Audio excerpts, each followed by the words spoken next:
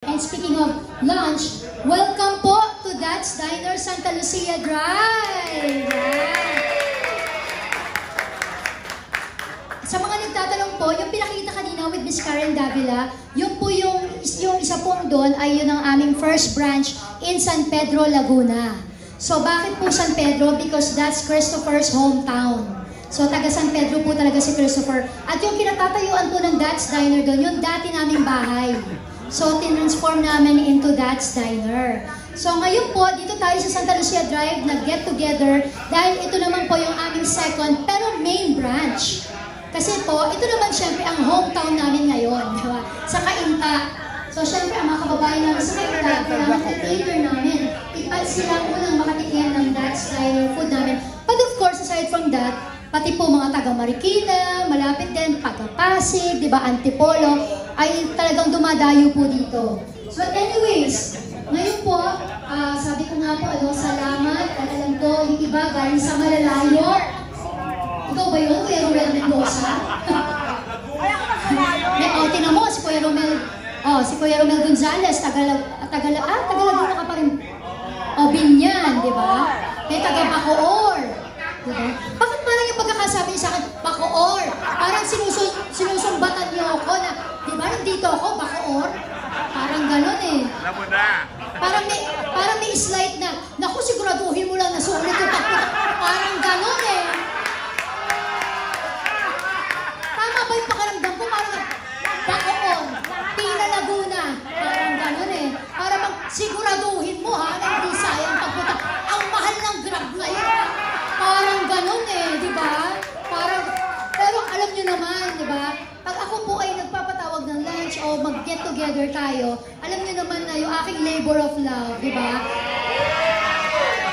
Kalakip lagi. Alam nyo, hindi man kami mayaman talaga ni Christopher, di ba? Pero alam nyo naman po, sisiguraduhin ko yung pag-uwi nyo, naramdaman nyo yung love ko for each and every one of you. Di ba? O ayan na nga, ayaw pa ba? O para ka nag-grocery niyan, pag-grocery. But anyways, ayan. Eto po, ipapakilala ko na po sa inyo, syempre, yung aking pong mahal na asawa dahil iaahain na natin ang ating main courses. Ang ilan po sa mga bestsellers, ipinagmamalaki po namin, syempre, na dish dito po sa aming elevated Filipino cuisine at That's Diner. May I call on my husband? Para po kayo nang tatawagin ko siya, may sinasabi. Bebe, are you ready? Ayan, may I call him Chef Chris! Ayan, palakpakan natin. Ang gwapo daw. Siyempre, no? Kaya nga 32 years ka na. Bebe, bumati ka na. Magandang araw po sa inyong lahat. Lahat naman kayo dearly sa amin. So, yeah, thank you for coming in.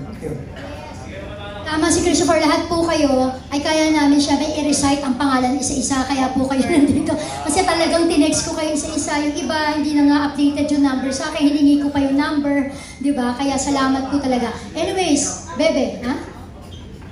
Okay, Bebe, start na natin. Siyempre kayo na pa sila nagtatanong, Gladys, asan ang bulalo? Sabi nung taga Cavite, ni Jollibee. Di ba? Parang gusto na kumain sa Jollibee. Si Ate Jollibee, Gladys, pakakainin mo ba kami bulalo? Eto na nga, ate, nanginginig pa oh, parang yung bone marrow. Ha? Okay, Bebe? So, shall we start? Paki-clear na po na konti yung dito sa may middle. May konting, hindi naman. Huwag kayo mag-expect masyado. Sabi ko nga kanina, may sinasabi, uy, ang sarap doon ng bulalo dito. Alam niyo po, it's for you na lang to. Ayokong magbigay ng expectations kasi perspective din, maaring sa inyo, dahil sa iba, sobrang sarap. Kayo naman, dahil sobrang ang dami na natikman ng iba, okay lang. Pero ang importante po kasi, ito yung, kumbaga, labor of love ni Christopher for all of you. So, shall we start? Chris? Bebe?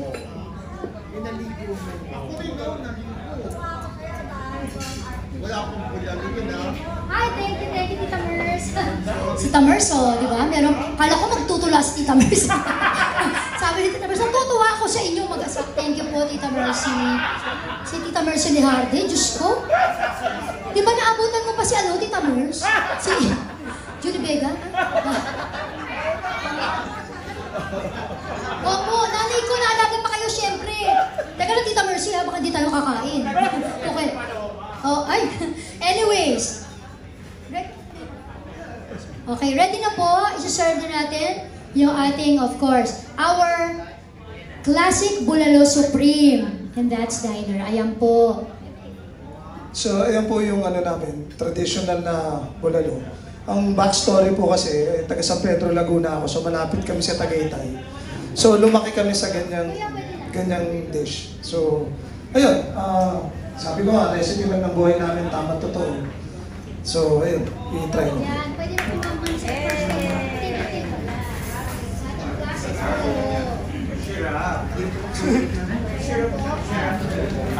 Ayan po, ang ating classic bulalo. Ilalagay natin. Pero syempre, hindi naman po kayo, huwag po kayo mag-away-away, meron pa po yun. Yung unang batch lang yung ginanon, pero syempre, hindi lang naman isa yan per table. Ayan. And our next...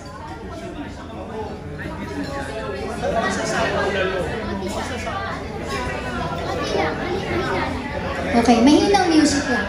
Ayan po, habang siniserve po, at sana po matikman nyo na habang mainit pa ang ating sabaw. Ayan. Kasi medyo maaling aircon. Anyway. Sige po, i-ano muna natin.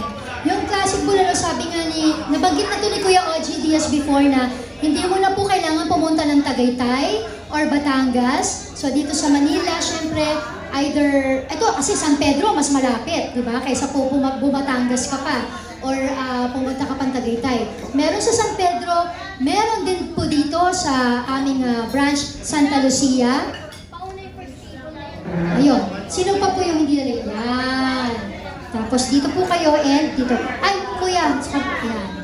Yun. So, ayan po yung ating classic Bulalo Supreme. Ang isa po sa favorite ko dyan, syempre, even favorite ni Eugene Domingo ay ang bone marrow. Syempre, isa po yan. Anyways, ayan. Ayan, habang bumabalik lang po yung aming mga... Ay, ganyan kalayo. Okay. Ayan. Ito pa po, more bulalo na... Sandali lang po. Ito po, teka lang ha, sandali. Sandali! 1, 2, 3!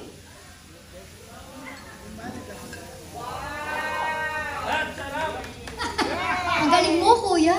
Ikaw lang sumunod sa instruction. Yan. Siyempre po, i-serve natin. Saan yung hindi pa natin nalalagay dito po ba? Sa una. Yan.